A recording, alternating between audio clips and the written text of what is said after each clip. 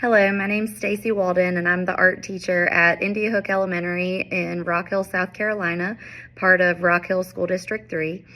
And I am doing this reflection on a project that I do with my third graders. It's a bigger unit that we typically do near the beginning of the school year in third grade, and it has them create 2 different landscapes as well as an art extension project. Students first start out about learning the differences. They have a little bit of an art analysis lesson where we look at them and discuss whether they are realistic, abstract, or non-objective.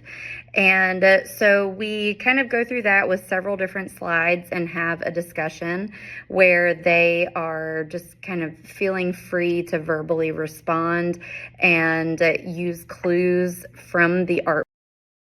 We go into our realistic project first. They are at that point interested. They've seen some different examples where the artworks are not showing just your typical outside green grass, hills in the background. And so we have discussed thinking about time of day, season of the year, location, and the different settings that might be interesting to make a unique artwork. And so they have a lot of choice in what that scene is going to look like, as long as they are utilizing foreground, middle ground, and background in their landscapes. And this one they must do in their most realistic way.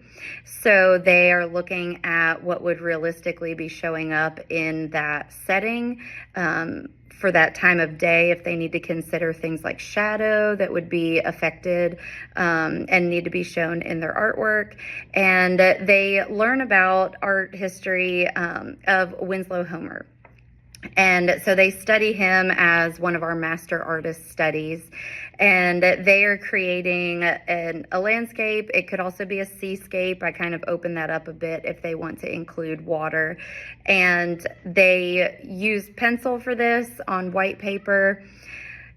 When I've taught this lesson before, they used watercolor paint for putting the color on their artwork at the end.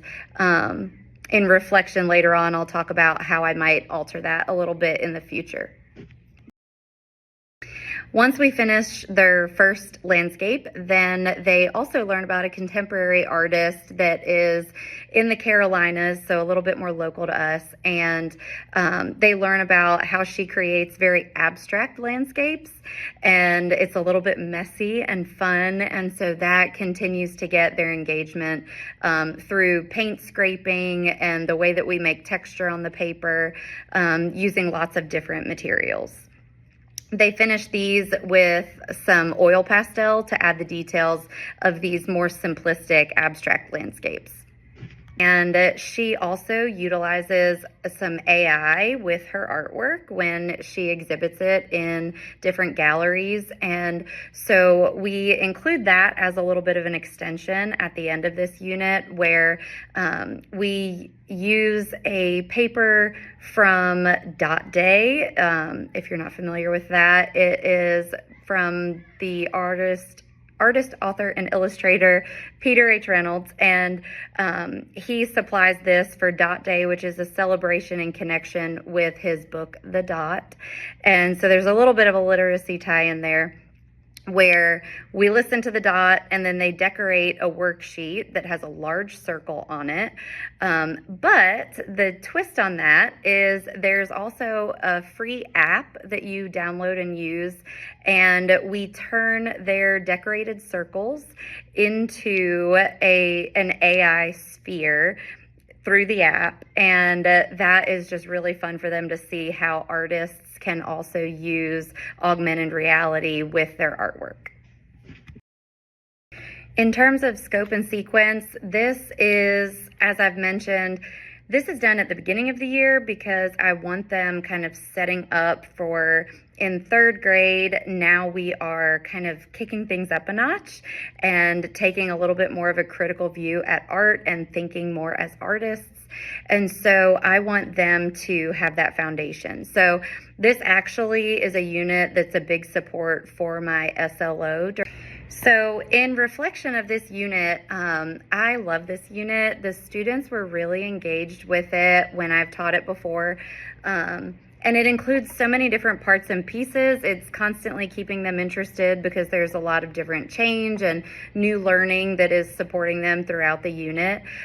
They really enjoy learning about an artist from history as well as a contemporary artist, and how even though they're both creating landscape artworks, that they are done so differently, and it really opens them up to understanding utilizing their own creativity and choice. And in terms of what I might do again or do differently with this project, if I was sharing it with other art educators, with our realistic landscapes, one thing that I did notice I might want to change in the future is I had them draw in pencil, and they got lots of really fantastic details at the 3rd grade level. That's where we start to see a lot more of that development. However, once we started applying watercolor paint, some of the fine details started to get a little bit lost. And even with detail brushes, the fine motor control at that age level is a little bit of a challenge for kind of the majority and the lower end of our students in terms of their abilities and development.